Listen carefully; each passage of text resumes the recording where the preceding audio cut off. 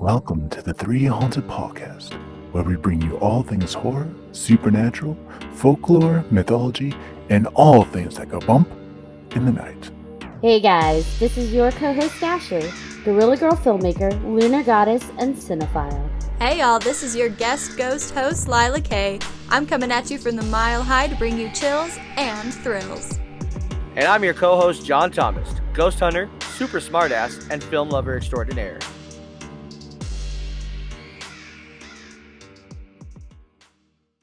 What's up, ghouls, gals, and all of my amazing metapals? In today's episode, we will be talking about mediums and tarot cards. What exactly does a medium do? Can tarot cards tell your future? Join us and our very special guest to find out. But first, a word from our network sponsor. Are you looking for more awesome podcasts? Head on over to withoutyourhead.com for access to the Without Your Head podcast network, where you'll find a variety of podcasts sure to keep you entertained and coming back for more. I didn't laugh that time, did I? And now you did. Bring us back, John. All right, everybody, welcome back. Like Ashley said, did you say we have a special guest? We did. I did, actually. Okay. I'm so used to hearing it that it just automatically goes in my brain anyway. So, yeah, let's try that one again. What he's saying is he only half listens to me. Just the beginning part, if I'm being honest. I wait for my cue. Right. I wait for my cue, and I'm like, okay, that's where I go. And then I still mess it up. That's all right. All right. Welcome back, everybody. Like Ashley said, we do have a very special guest today. Her name is Lady Luna. Thank you for coming on to the show. We appreciate it. Thank you for having me. I'm very happy to be in your show, and I love your podcast. Thank you. It's so good to hear. Well, welcome. And it's always nice to hear that somebody listens to the show. Ouch. I'm joking, but it is nice Yes. to find that like people are actually listening. So thank you for coming on. This is very exciting on so many levels. I mean, let's not forget the irony. We have Ashley Lunar Goddess meets Lady Luna. It's I feel like that could be like a Clifford the Big Red Dog storybook or something. Like. It's so funny that you mentioned Clifford. We just watched that movie like earlier this last week. It was cute. You just got to bring that up. So I would like to ask, because I do have like the lunar love, where did Luna come from? The Lady Luna? Is that just a part of your name, or is that part of... No, honestly I met this girl, a friend, and her husband were playing in a bar. And she invited myself and another friends. And we went the first time, the second time, the third time she said to me, "Why you don't bring your cards?" And I said, "What I'm going to do in a bar with the cards?" Right? So we went, they were singing, and then she says, "And we have Lady Luna." And I keep just watching. Suddenly the light was on me, and I was like, "Oh my gosh. Oh, that's me. Oh, okay." And I was like, "Lady Luna. Okay." So this is how I started everything. It felt right, though, didn't it? Yeah. I mean, once you realized they were talking about you. I know, because it's like, oh, somebody's going to hear. Who is she? Maybe another singer. And I was like, oh. That's me. Yeah, that's me. And this is how I started. I love that. I like it, yeah. That's great. So you are a medium and a tarot card reader, right? Correct. Amongst other, yes. I'm sure, gifts Yes. that you have. To you, what does it mean to be a medium?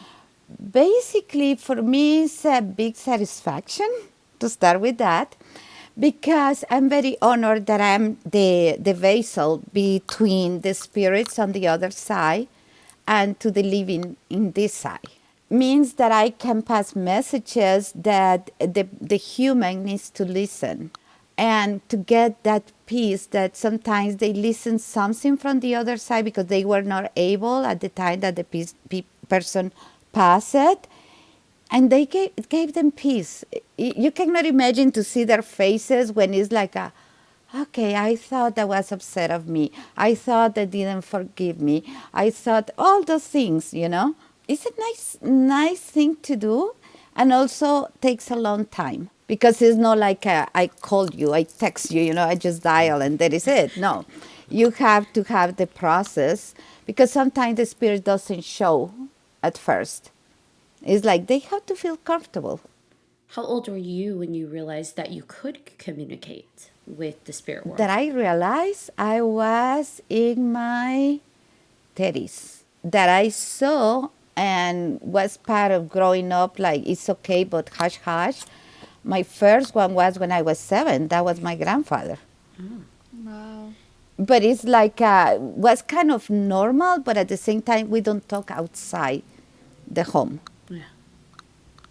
So it was accepted inside of the home, but not publicized. Yeah, but through from 7 to until 30, I used to feel, see, and hear things, and hear the spirits or communicate it. But I was like, maybe it's just for me. Oh, I see. So you didn't realize that they were trying to pass messages like to others. Yes. So you were pretty young at 7 Yeah. to see your grandfather. I was.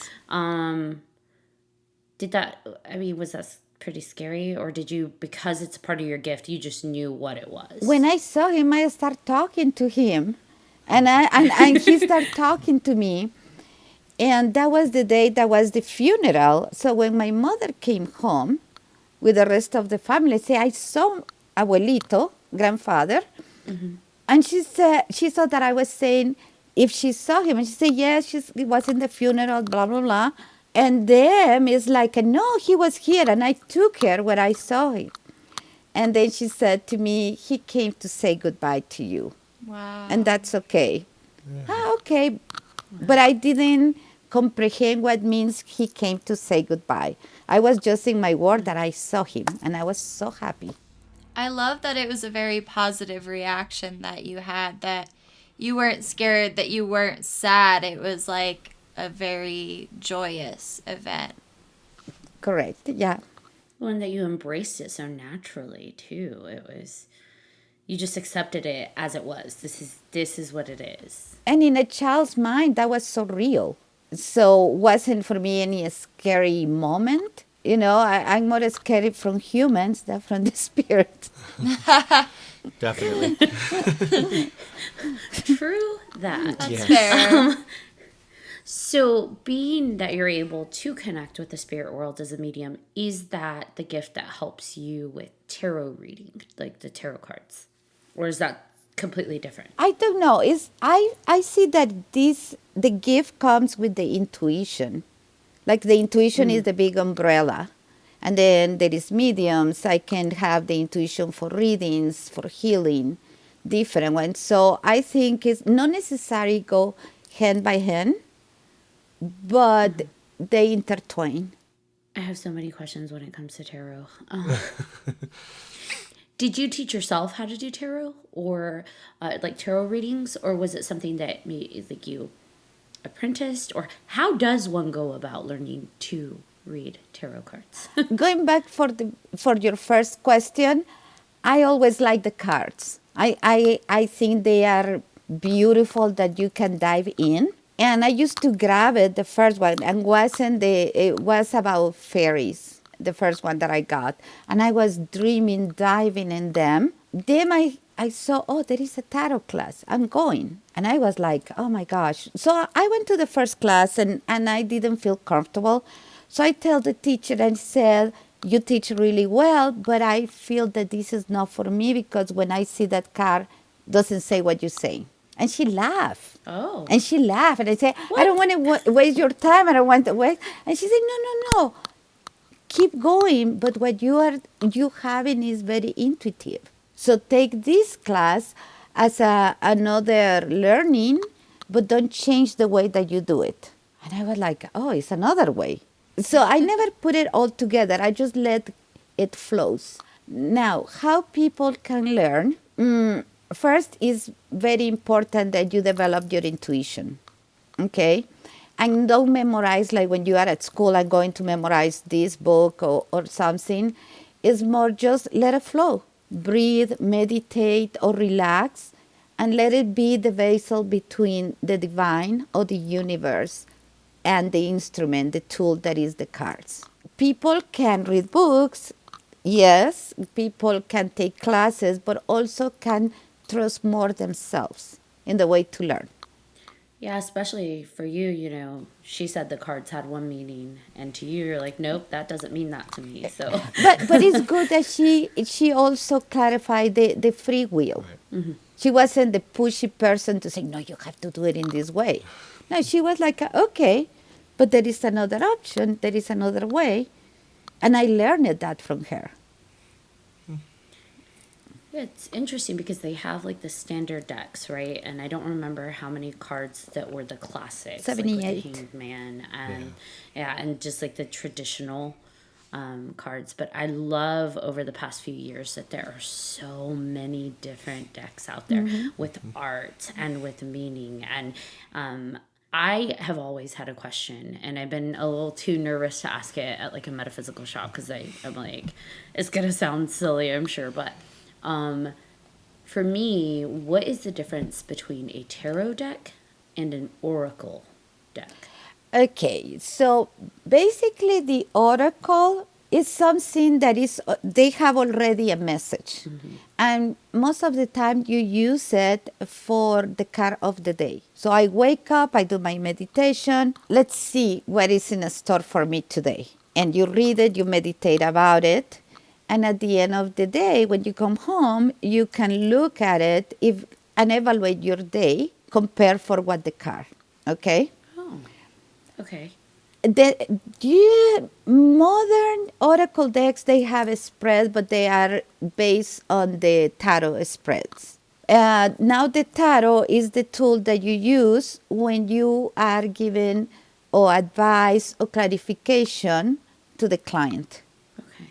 So they are 78 in the traditional one, 78 cards divided into the major arcana and the minor arcana. And the major, the way that you can see is like a storybook. Also with the tarot, you can apply numerology. What is 0? 0 is the beginning of nothing. To 9, to 11, no, 21, sorry, to 21. I was thinking in numerology, okay? And to 21. And then the core cards, and then that belong to the minor arcana, and that is kind of the, how would I say this? So this is the storybook, this is the main character, and these one are the qualities, more qualities to the materialistic plane. The major is more the archetype. Okay. So it helps clarify what the major... To add, clarify, or needs that you need to focus more based on the archetype. Okay. There's so much. And you just taught all this to yourself. Intuition. Yeah. I know. Do you find over time as your energy, ebbs and flows and changes, do you find that you gravitate to different decks? And like maybe one that you were very connected to a few years ago now is just a pretty deck, but with like sentimental value, but there is a different deck that you are then connected to. Yes, and actually I collect decks. I have a little bit more than 100. Oh, wow. Wow. That's a pretty solid collection. I know, because Yeah. all they are pretty, all they talk, but the ones that I use with the clients are different. It's like I have this one for me to look at them, if you want to put it like that. I have this one for me to work in certain seasons. Right. Okay. And it for me, it's not like, oh, let's see which one. It's like I can passing by and there is, what happened with this deck? And I start, oh, it's here. And now I get it glued. We are best friends. And we keep going. And sometimes it's like, okay, I want to go to you to the store and read. And it's like, okay, come with me.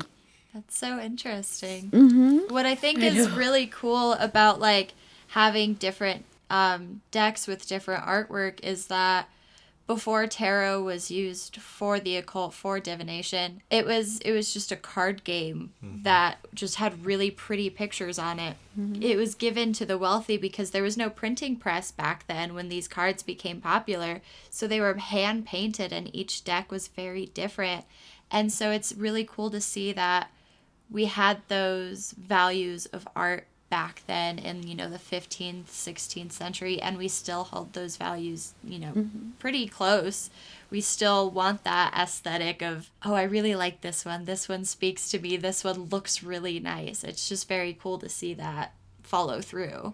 I think it's interesting too, like the first tarot deck that was created for divination actually was inspired heavily by Egyptian beliefs and Egyptian backgrounds, because we know a lot of their belief systems and traditions still very much carries through with the occult to this day. And people hear the occult and they think, ooh, bad word, but it's like, it's not. And what was it? He got his from the book of, how do you say that? Thoth.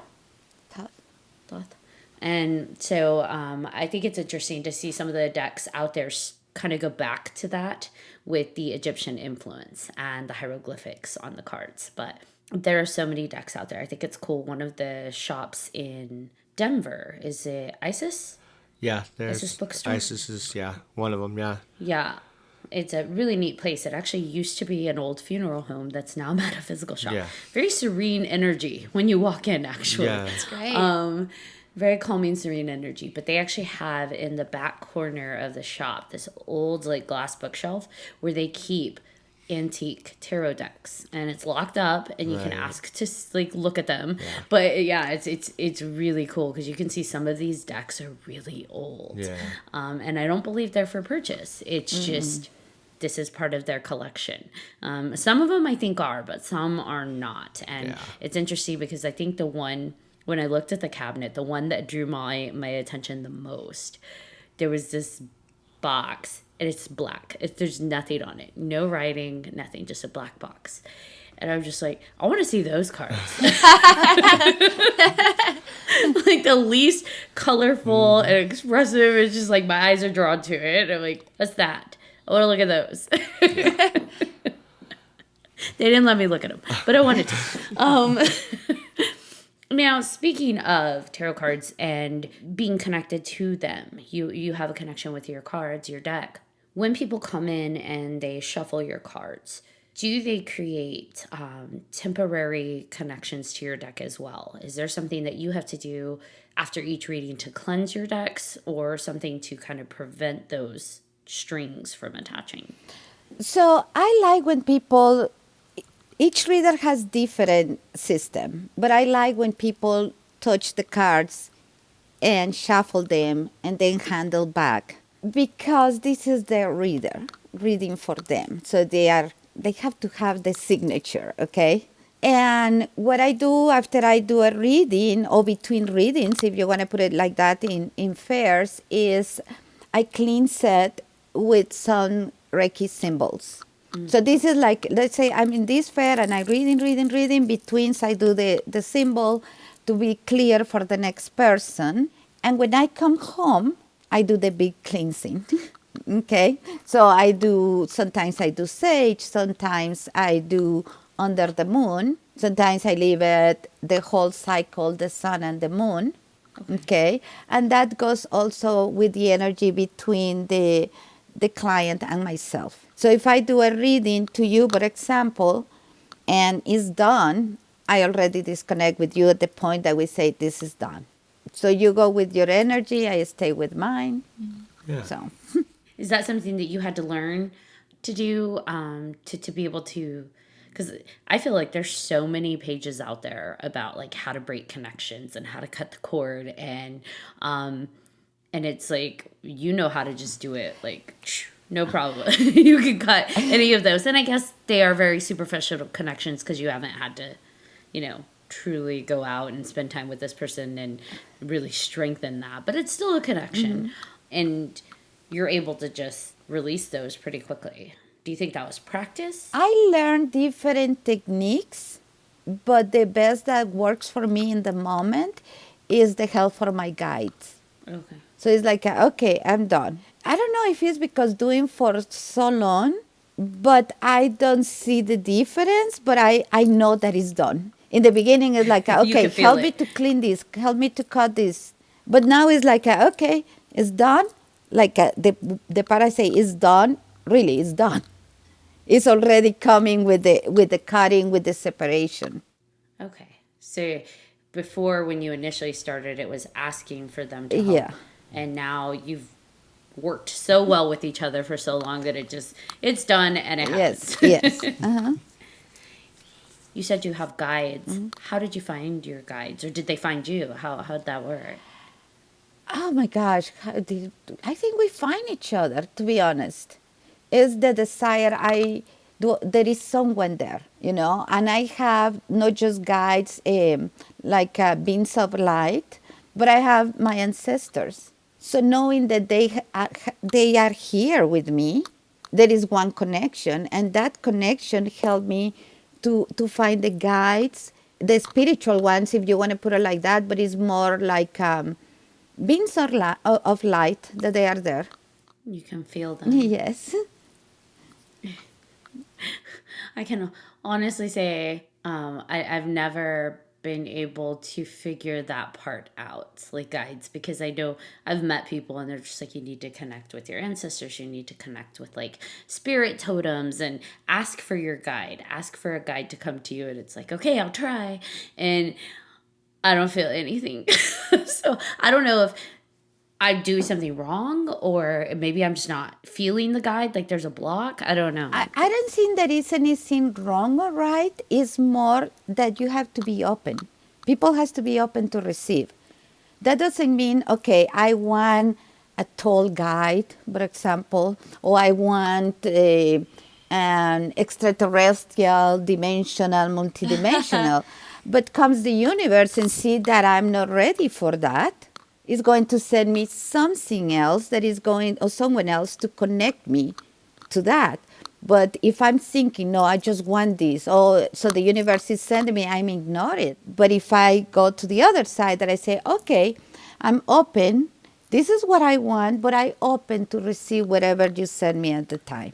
The universe is going to send you what you need. Mm-hmm. And you have to be very humble to accept that. So they send you more.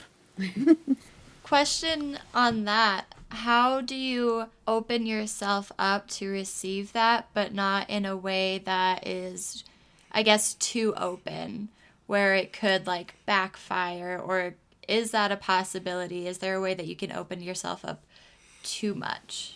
Never is too much to open to the blessings of the universe. But I understand what you are saying on the other hand. So if you are open, when you start meditating, when you start learn how to manage your breathing, you start being open. If you put the intention, I want to connect with higher vibration, with higher energy, and protect yourself so the low energy doesn't come in place, is one way. How do you do to prevent that?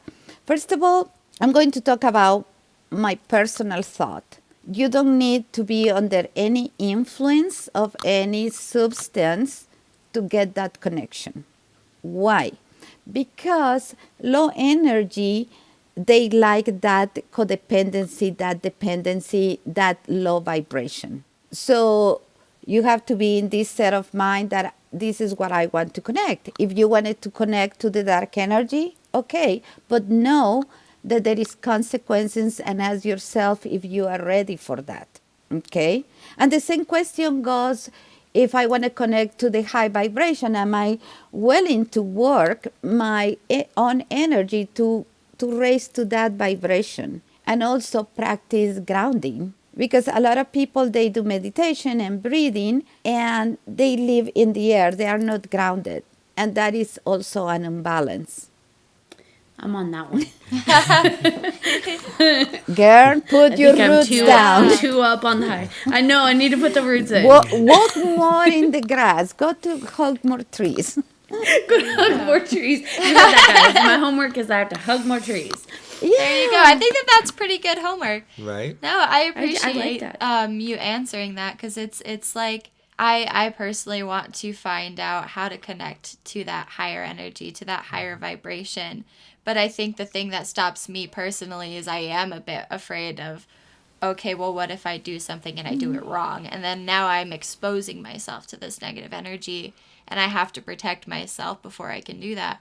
I would love to learn how to get to that point. And so I think that that's really interesting to know.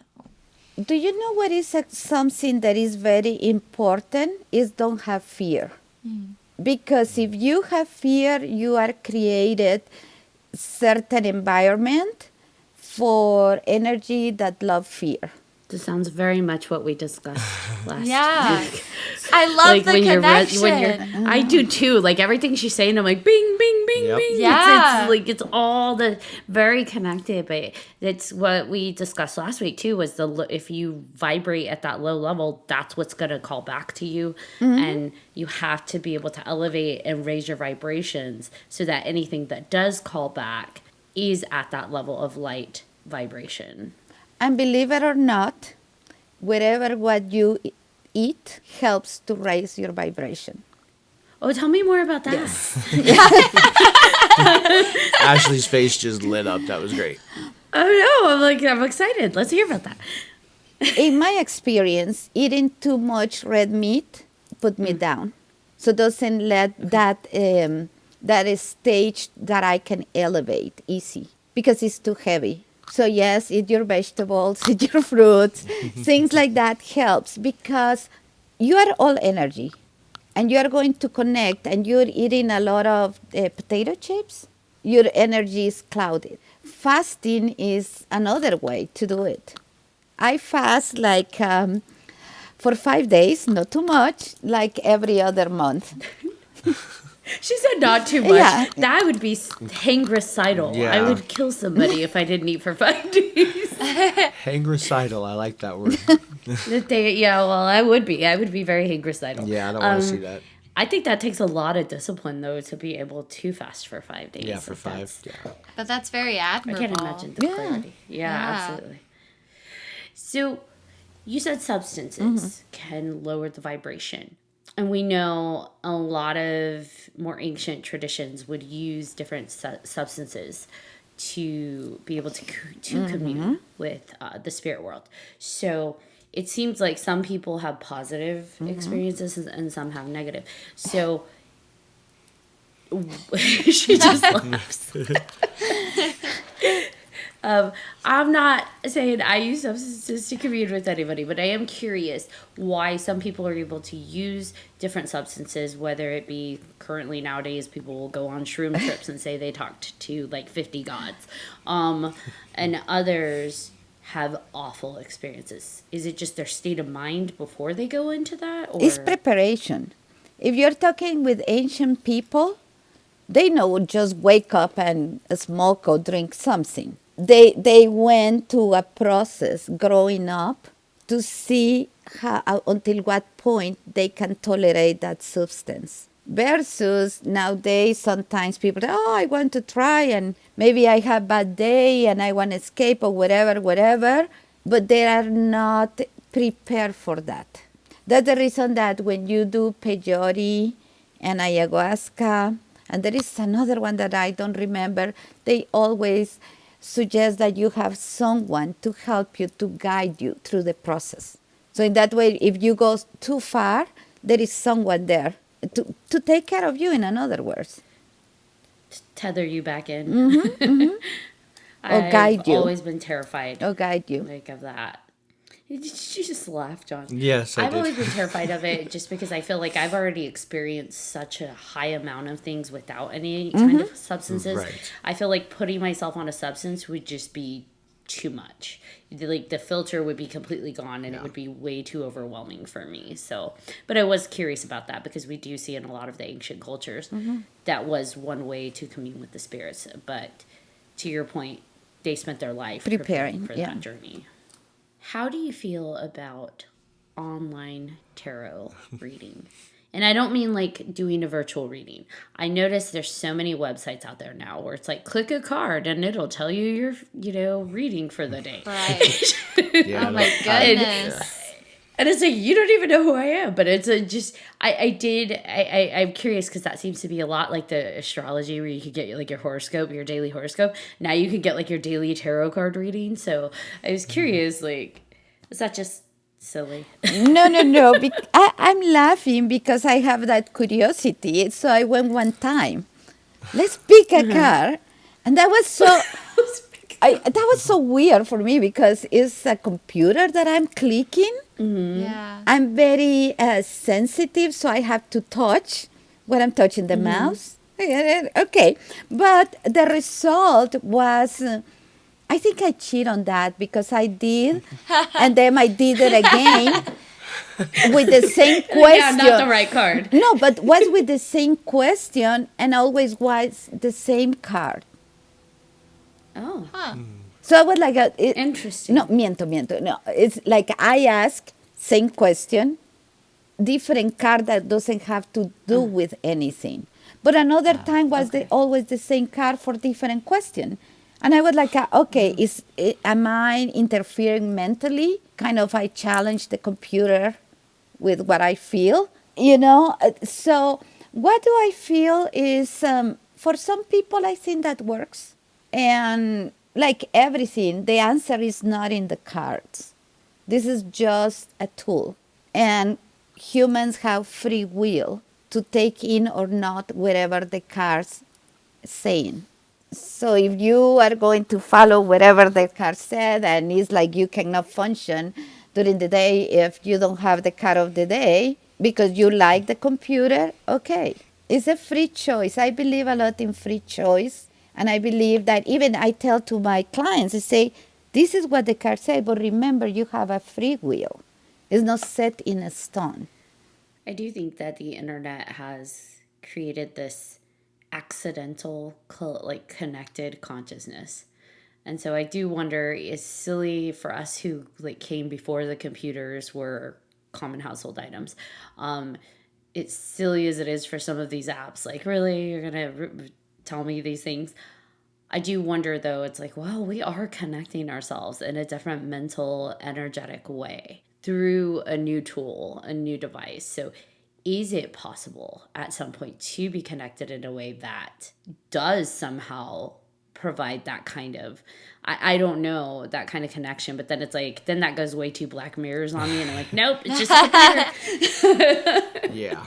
Well, I think that's interesting, like Lady Luna was saying. Like, it's pretty much a matter of perspective. If you're getting that reading online and that is what you believe, then you're going to implement that in the day. You're going to implement that in your life. But if you do come at it and you're like, that's not going to happen, that's not going to help me, then maybe it won't. It's just however you view the cards. It's how much you're willing to believe in that reading, whether or not it's online.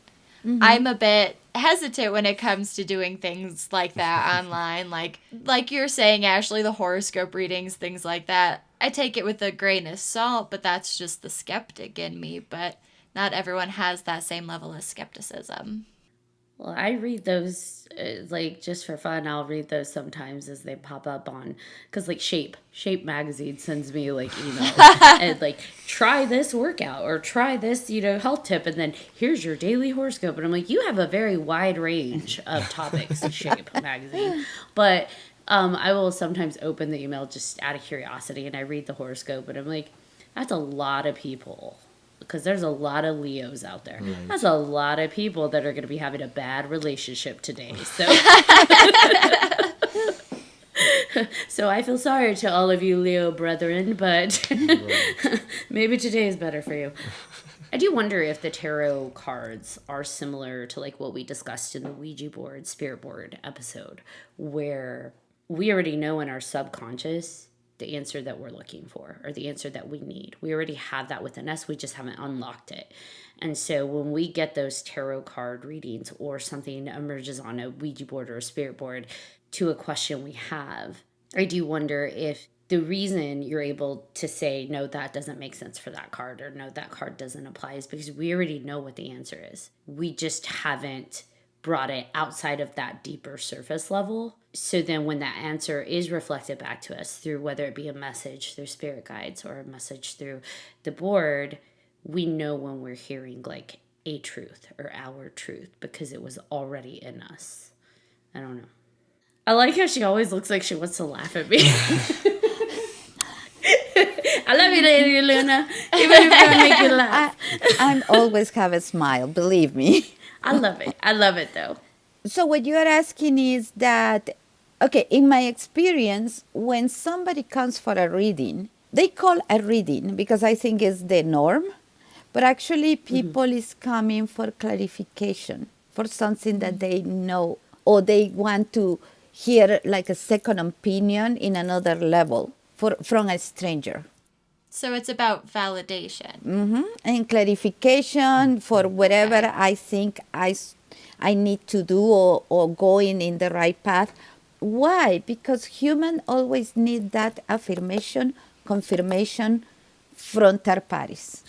Well, I have kind of a weird question, and this kind of goes off of the topic a little bit, but not really. When I was doing research, I got distracted and came upon Etsy, our favorite website here at 3Haunted, and I found people who make their own tarot cards, and I found some cool-looking ones. Ash, you'll love them. They're Pokemon cards. And I actually bought a deck, and I'm waiting on them to come. But How exciting. I just wonder, like, are those still, like, credible? You know, somebody else is making them. Do they still work the way other cards would work? Okay, so if we go back in history, someone had the idea to create a deck based on whatever illumination had. So with the time you see there is more people that they are creating decks. And it's something, I love that because you see different, but they are based in the traditional white deck. Right. So the only thing that will change in your case is Pokemon and have Meow and all those guys. I love Pokemon, okay? So That's fantastic. Come back on the show anytime. and you know, I know it's a little bit off topic, but when my son was little, we have a cat. And what was the name? Meowth, because we were into Pokemon. But Love it. anyway, so it's another way that people put it out. This is my feeling, but I identify with animals or with cartoons or with animated things. Right. Okay. So the secret, if you want to put it like that, is when you receive your deck, what that picture talks to you. What do you feel when you see it? Okay. There is one way to learn tarot that they give you like a blank card and you color according of your feeling. So you are created your own. That's cool. One day it's going to be a Lady Luna deck. I know. There you go. I know. It's gonna, I'll buy it. I know. Wow. So Heck yeah. it's something that you put and create. Okay. Okay. It's not right or wrong. People have creativity and they express it, and maybe this person who did Pokemon was identified and have some supernatural call or something that make it do it that. So it sounds like just really taking time to connect with your deck and what each card means to you, which is probably what people, I don't want to say should because that's implying a judgment value, but what people might want to consider doing when they do buy decks, no matter where you get them from, is to take the time to really connect to your deck. Right. That's the basic. That's the basic, even if you just buy a deck because, oh, that looks cute, and maybe one day I'm going to learn to read the tarot. Right. A lot of people say, oh, your first deck has to be gifted. Okay, thank you, right? Thank you for the gift, but I may or may not connect. Right. I love to go to buy mine because it's like when you buy clothes, shoes, you know? You have to try, you have to feel it. Yes. So the same with the deck. You just can grab the box, and if it's talking to you, okay, let's go home. I was actually gifted like the little mini tarot card, like forever ago from a friend that had studied all the Wicca stuff and all of that, and I I never got rid of the card deck, and I don't have any of the other books for and stuff that he gave me. It's just kind of cool that I still have that. So do you want a hint? Take one card. You shuffle them. No, just shuffle them. Right. In your own privacy. And you pick up one. Yeah. And you look at the card. Okay? And what the card talks to you. Okay. Okay. And then you write it down if you want it, or you record it, whatever, or you have memory. Okay? Just keep it in the storage. Right. And do it before you go to bed. Okay? And then you tell the card, you know what? This is what I see or what I feel, but now that I'm going to sleep, you give me your message. So you put it under your pillow and you go to sleep. Okay? Okay. The next day, when you open your eyes, after you're stretching and everything, you pull the card, and whatever comes to your mind, write it. Okay. On the other side of the one that you wrote the night before. Right. Okay. And then do whatever you have to do. You go to the bathroom, you make coffee. And then when you have your coffee or your tea, you can compare the meaning that you saw, the meaning what the card. And if that has a little booklet, Yes. you can see the booklet as a reference. Okay. Okay? Gotcha. There is no right or wrong. If you feel that the card inspired you go to the ocean, the card told you to say, take a vacation, and the booklet said you need to take a plane to Lululand, no? What is important is what resonates with you. Okay. And most of the time is the first thing. The first thing that I see, this is what I feel. This is what I see. Gotcha. Okay. Very cool. Yeah, I'll definitely try that. The feeling is super important. We just see that message continuously popping up this season, is to feel. Yes. What do you feel this means? What do you feel? Like, what is your intuition? I feel like this season is just all about intuition. Yes. And learning to connect with that intuition. Right. And it's also to stop the monkey talk. Experience and allow yourself to say to the brain, I hear you, but this time I'm going to let heart, the feeling. Okay. Let's talk to the heart. And I know it's very hard because we are busy people. We are trained or imposed to be more thinking than feeling. But to be honest, I've been seeing more after the pandemic, a lot of people that is more open to feel. Yes, we think, but let's also try the feeling part. You will hear a lot, oh, you have to be gifted, you cannot buy your own. And in my head is like, well, if it's bad luck, I don't know, because I haven't had that. Okay. Well, yeah, that truth doesn't resonate with you. So whereas that might have been the truth for that individual person, Right. that's not necessarily like the universal truth. Right. So you have to, mainly in all these metaphysical things, is to understand that you have free will. Right. That you are open and you can choose. And if you choose and you didn't like it, you can change. How do I take away someone's free will? No, I'm kidding. Go I back was like, to, is she really asking that? Go back right to now? No, last it was a season? joke. I just like for a to get split a reaction second. out of Lady Luna. I just like to see her get. Oh man. Her face was. She's gonna send me to my room. You go to Etsy and you find that lady with the spells, and no, I'm just joking. Yeah. Those are scary. Yes, those are scary. Let's just say that's hypothetically possible. That's terrifying. I do really love that a lot of this season and a lot of what we've been talking about is learning to build your intuition, learning to like raise your energy and raise your vibrations. And I feel like this was a little sign for me as well. And you know, maybe people listening when this does come out, maybe this is something that they needed too. And like listening to the podcast, listening to those episodes and saying, oh, how do I do that? I don't know. I think it's so cool to like realize that we're going to have that effect on other people outside of the conversation that we are having right now between the four of us. Right. I think it's like everything happens for a reason, basically. And we've had the guests that we've had on this season so far. for reasons for Ashley and for you, Lai, and who knows? I mean, for me or for even a guest. So, and like you said, for the listeners as well. So it's really cool. A lot more people are open right now Right. to different being challenged in their traditional way of thinking. And with that, though, I feel like we live in a very conditioned society that is very heavy on consumerism and materialism.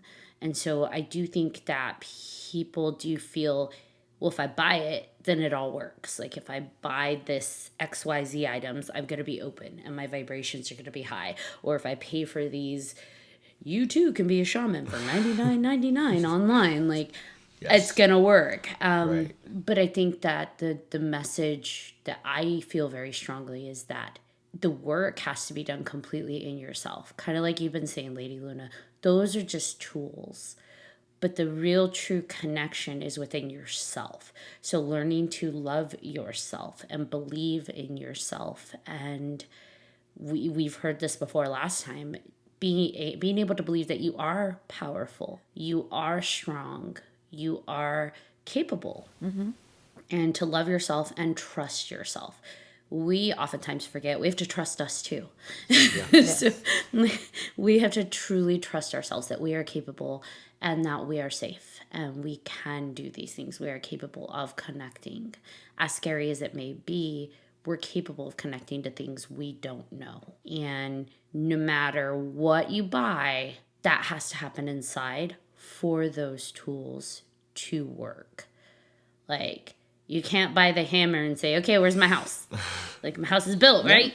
Right. You do have to do the work. And I love that we've had guests, to echo what you guys have said. I love that we've had guests like Lady Luna and others that we've had on to help remind us of those things, but also to show that, like, it's not something that just one or two people can do. We all are capable of having that intuition. Right. And so, yeah. Oof. Yeah. I'm shooketh.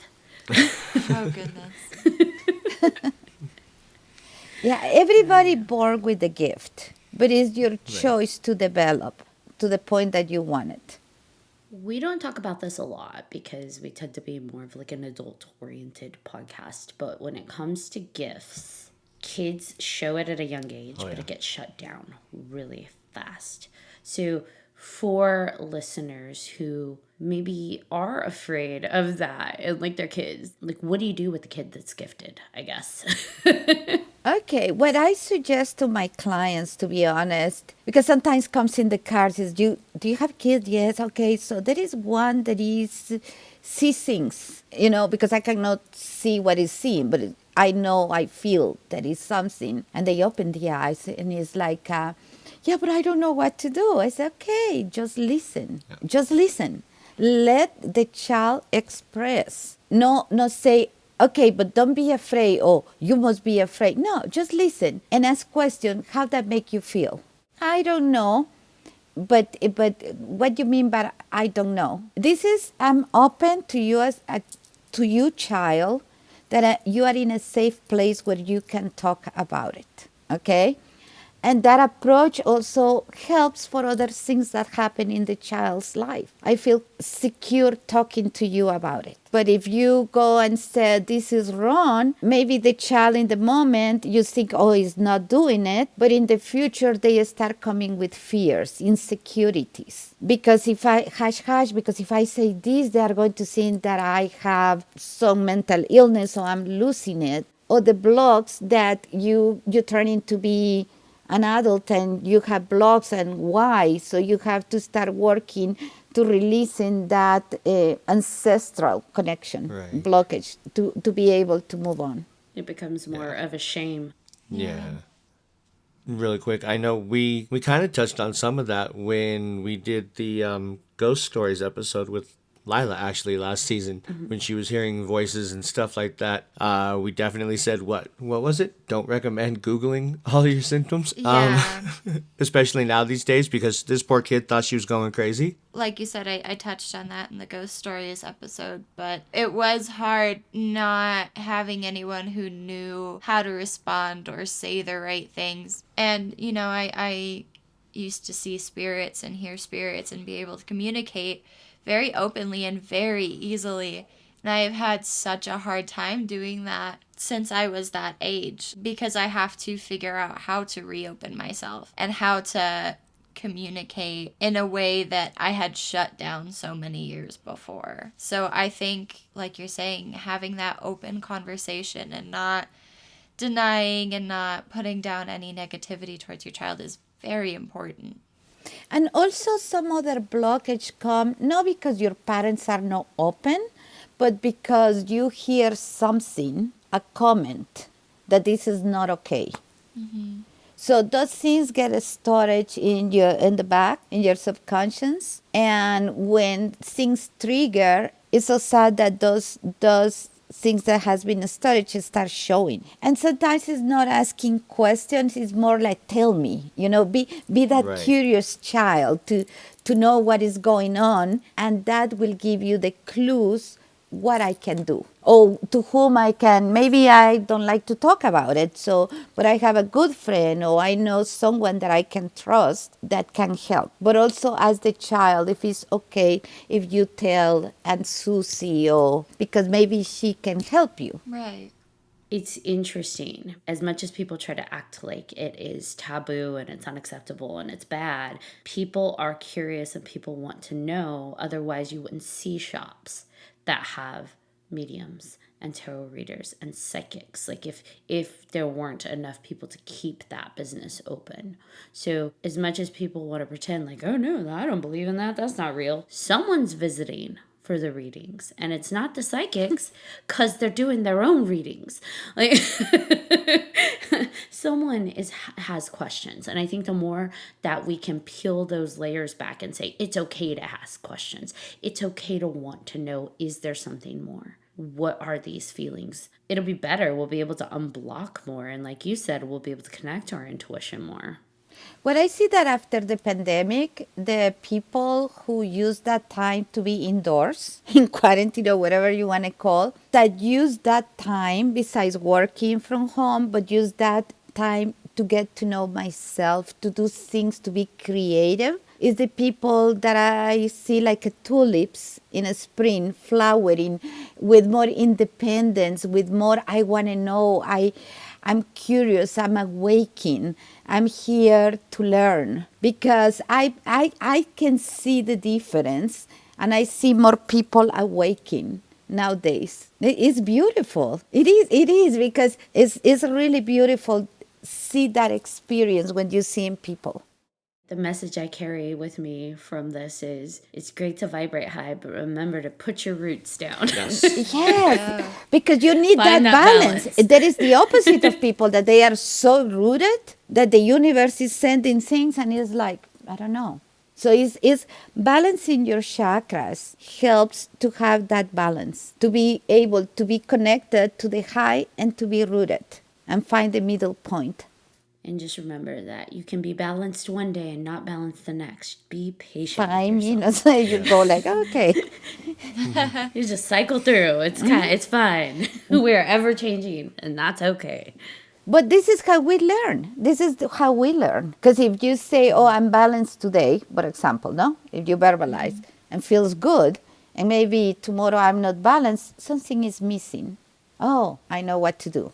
Oh, feels good. So there is a point that you start knowing your energy, and it's when you, okay, I think I'm unbalanced because I let my affect me things without knowing that it's not my fault. Or I took blame that was imposed on me. So I know, okay, so I'm learning how to put my boundary.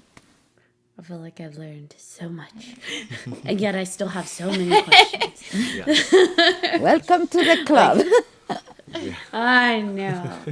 I feel like as a medium, I always thought there was only one way that a person could be a medium, where they like channel somebody, because you see it on TV where like their eyes are rolling back and they're talking for somebody, like somebody else is talking through them. And of course, that's just the But movies. sometimes that happens. Don't say that to me. And now Ashley can't sleep again tonight. But to learn that like there's other, it's not just that, like there's so many, being a medium is just being that connection between the spirit world and the physical human world. She said that sometimes happens. She likes to mess with me. No, but that's true. No, that's true. That happens, and it's really good. It's good? It is. We're just gonna, for just a moment, we're just gonna tackle that. So when someone's eyes are rolling back and someone else is speaking through them, wouldn't that be like a form of possession? Yes, but remember, when you are passing the message, you are like a straw. So it's like you are, they borrowed your body and pass the information. And not necessarily it has to be something weird that you turn the head or whatever, you know? I don't know how to explain. Nothing too crazy. Yeah, it's more that your voice change. It's like I'm a female and could be a male talking. It's something that is really nice. I experienced only one time. I didn't know what's going on. I was doing a reading to a person, and suddenly I went like kind of a trance. This is when I start reading for other people, okay? And I remember that weeks ago, I say, I wish one day I can channel. I would like to do that. Why? I don't know. You know, I just felt that I want to do it. So this person comes and I do the reading and everything, and then I feel like I wasn't there, but I was there. It's like the conversation of the reading got cut off. And then I keep doing the reading, and I see the people in front of me speechless. And I was like, maybe it didn't like it, maybe it doesn't go through. I don't know, you know. But I finished the reading and everything, and they left. Next week, actually, they came back with someone else. Okay? That was a mother, a daughter, and the aunt. And a mother and daughter the first time. Mother, daughter, and I brought the aunt. Okay, so I did the reading. Nothing happened there. So they are waiting, but they are not talking to me. And I was like, okay. So finally, she said, we have a question. I said, sure, you know. So what happened last week? And I said, I don't remember last week, but enlighten me, no? So the woman said to me, the daughter, said to me that my face changed, but that was very pleasant. But they knew that I was me, but I have another feature like in my forehead. And I was like, oh my gosh. And they said that the tone of voice was masculine and no accent. No. Wow. And I was like, in my head. This is a joke, okay? In my head, I said, I lose my accent. Oh. No, I want my accent back. No, anyway. So she tells me that, and I said, did you get any message that you feel comfortable about it? And she said, yes. And I never experienced again. It's wild. You put it out into the universe, you wanted to experience it, and it's like, we give it to you once. Yeah. But also gave me the thing that, yes, I can do it, but I choose not pursue it that side. Okay. So it's like a yes, you can do it. Now it's your choice what you are going to do. So for me, that's say, yes, you are capable. Everybody's capable, but I have the free will to choose it. I like that. So, yeah. And also, you know, you can tell the spirits that you work with the rules of your house. So you don't do this, or you don't talk in this way here. Or when somebody is in the house, like somebody's cleaning, you don't have to show. Can you imagine the woman can run away? So Don't scare the cleaner. so you just let them know the rules and they listen. It's not that you are playing with them, but you say, okay, I'm here to listen to you and pass messages, but know that I can do this right now. Know if I in another place. When I do mediumship, let's say that you come to see me and say, you know what, I would like to talk with Aunt Susie. Okay. So I let you know that I don't guarantee you that we are going to talk with Aunt Susie, but we are going to try. And usually people comes to us for Aunt Susie because I didn't see her or I got into a fight. But Aunt Susie, she have a easy pass. She's happy on the other side. So this is more for the human that I want certain peace. If the person, the human, has been very stressed out about it, that cannot eat, cannot drink, sleep, la la la, sometimes the spirit comes just to say the words to release for the sake of the human. That was, and I will have a different experience with different people. And I want to tell you this. I'm reading the cards for a woman, and I went to her house. This is years ago, no? And I go to her house and I felt something. But in my head, she wanted tarot reading, right? So I have to do, because I don't know if she believes in this or if she's going to say, get out of my house, no? Don't call anybody. So I was feeling, and we sat, I remember that was the kitchen table, and we were sitting there, and she's in front of me. And I was reading, and everything is okay with the reading, and suddenly I saw a mail there, popping. And I was keep reading, and the mail is popping there. And I was like, okay. I said, I know we are talking about this, but I see this, and I stopped doing the reading. And I start passing all the information and everything. And then I went back into the reading. I just remember and I described what I saw. And when I came back to finish the reading, like a continuation, if you want to put it like that, I look at her with tears, but with a smile. And she said, that was my father. Wow. And I didn't know that you will do that. And she said, you froze and you start telling me a lot of things that I was looking for the answer. I don't remember more than, is in this way, this person is here. This spirit is here. So I think I went off topic. But anyway. No, I think these are great. So it's different ways. And at the same time that I'm doing that for someone, I'm learning something. It's like, we've heard this before. We are giving a message, but we're also receiving a message at the same time. Yes. Like for me was to clarify that, yes, I can do the tarot deck, the reading, but also if they come, they are welcome, and I can do it. I don't have to divide it. I call my readings a combo, tarot, mediumship, and the pendulum. That's what it is. If you ask me, what do you do?